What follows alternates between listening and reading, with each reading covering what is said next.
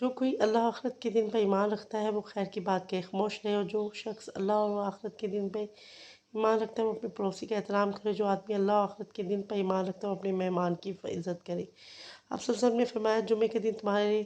بہترین دنوں میں سے ہے، لہٰذا اس دن میرے اوپر کثرت سے درود بھیجا کرو، اس لیے کہ تمہارے درود مجھے پیش کیے جاتے ہیں۔ آپ صلی اللہ علیہ وسلم نے فرمایا،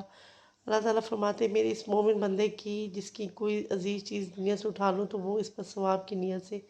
صبر کر لے تو اس کا بدلہ میرے یہاں جنت کے سوا کچھ نہیں۔ آپ صلی اللہ علیہ وسلم نے فرمایا، میں نے ارادہ کر لیا تھا کہ نماز کی جماعت قائم کرنے کا حکم دے کر خود ان کے گھروں میں جاؤں اور جماعت میں حاضر نہیں ہوتے ان کو گھر کو جلا دوں۔ حضرت اکرم صلی اللہ علیہ وسلم نے فرمایا، اللہ تعالیٰ سے زیادہ غیرت مند کوئی نہیں، یہی وجہ ہے بے حیائی کاموں کو حرام کیا، اور اللہ سے بڑھ کر کوئی اپنی تعریف پسند کرنے والا نہیں۔